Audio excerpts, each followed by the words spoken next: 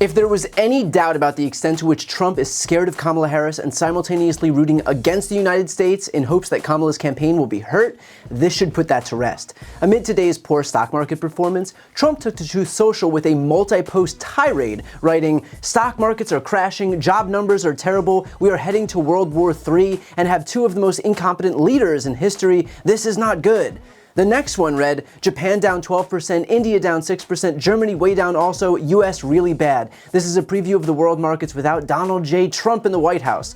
None of this happens if Trump is in. Kamala and the markets don't go together. She'll destroy the markets. She's in power now and look at what is happening. 1 week of the fake media saying better polls and you get a market crash." Then, "Of course there's a massive market downturn. Kamala's even worse than Crooked Joe. Markets will never accept the radical left lunatic that destroyed San Francisco and California as a whole. Next move, the Great Depression of 2024. You can't play games with markets. Kamala crash." Then there was, "Voters have a choice. Trump prosperity or the Kamala crash and Great Depression of 2024. Not to mention the probability of World War III if these very stupid people remain in office. Remember, Trump was right about everything."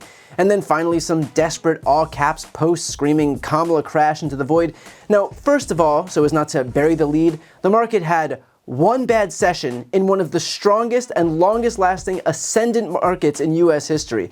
I get that Trump is desperately rooting against the United States, but I think he's being just a tad unhinged to call a single bad session a depression, especially considering that while the S&P 500 is down about 3% today, the market is still up 9% so far through 2024, up 14% over the past 12 months, and up 55% since Trump left office.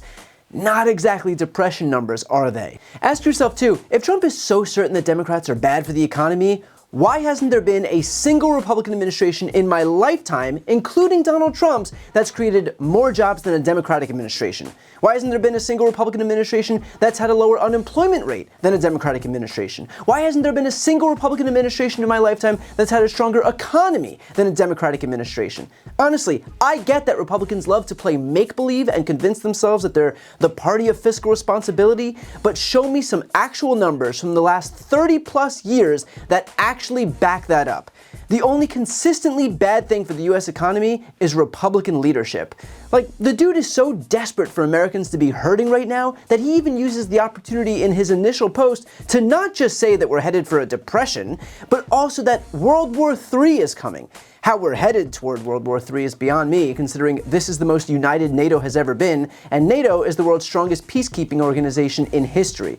But still, Trump just yells it into the ether in his desperation to manifest it into reality.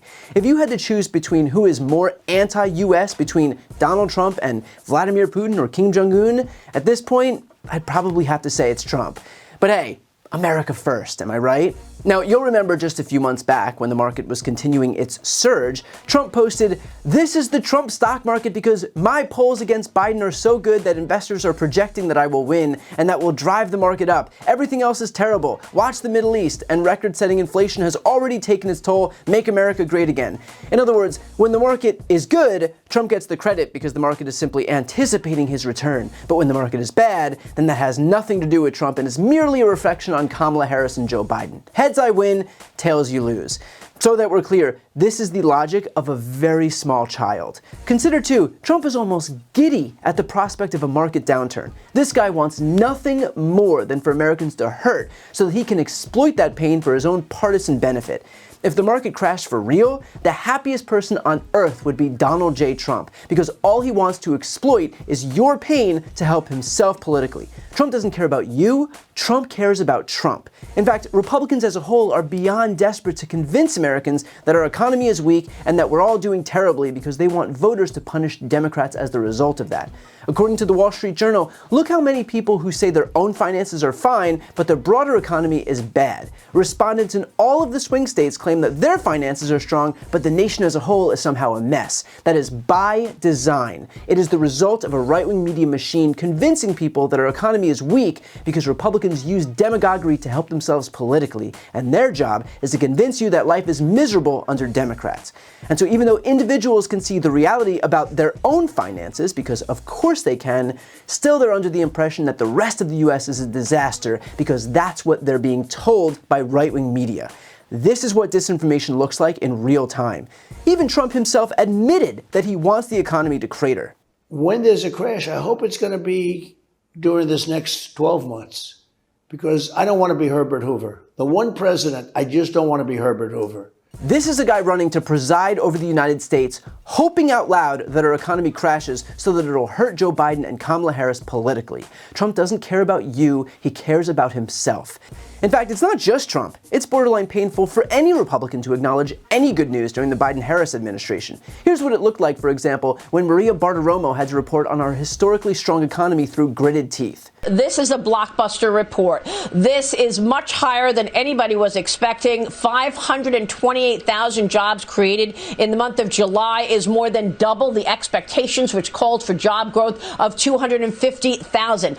All areas of the economy actually saw job growth, including leisure, hospitality, the services industry, the industrial industry. That's all good news. The bad news, this ensures that we are going to see a Federal Reserve that stays as aggressive as ever.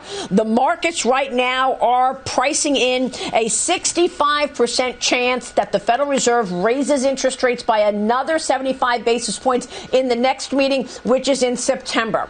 We are waiting for the Jackson Hole event, which is where Federal Reserve officials gather. That will be newsworthy in the coming weeks to find out how the Fed will deal with a jobs market that is still generating growth and jobs. Your reaction to this jobs report? Very good, Maria. The household employment was actually up almost 500,000. The unemployment rate fell. The work week was stable. It looks really good right now. Certainly better than consensus expectations. Better than a lot of other data might suggest. The PMIs, for example, purchasing manager surveys suggest there should be weakening employment. So at least for March, things look good. Even if we look at the private sector, job growth over 200,000. If I take out healthcare, still looking at private ex-healthcare of around 150. It's a good number, no question. Well, it's a good number, but is it too good for rate cuts? Maria Bartiromo could be having surgery and would probably be in less pain than she is reporting on the raft of good economic news over the last 3 years.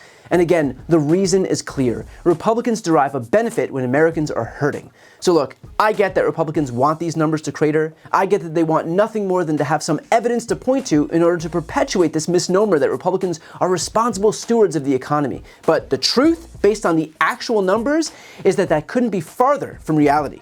The only thing that's virtually guaranteed from Republicans, going back more than 3 decades, is that there will be fewer jobs added, if any, sky-high deficits, and an economic recession if they take power. And that'll be followed by a Democrat cleaning up their messes, just like what happened after Bush 1, Bush 2, and Donald Trump himself. So while I understand that they are desperate to see cratering GDP and high inflation and low wages and big job losses, the fact is that they're going to have to wait until a Republican takes office before any of those things will happen.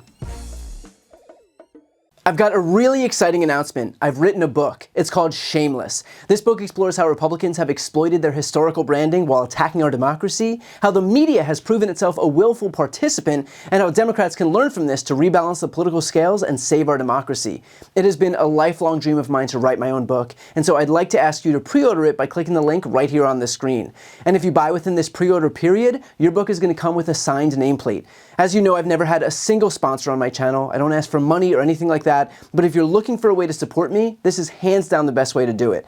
So again, follow the link right here on the screen, and thank you from the bottom of my heart for pre-ordering Shameless. And as always, make sure to subscribe to see more of my content.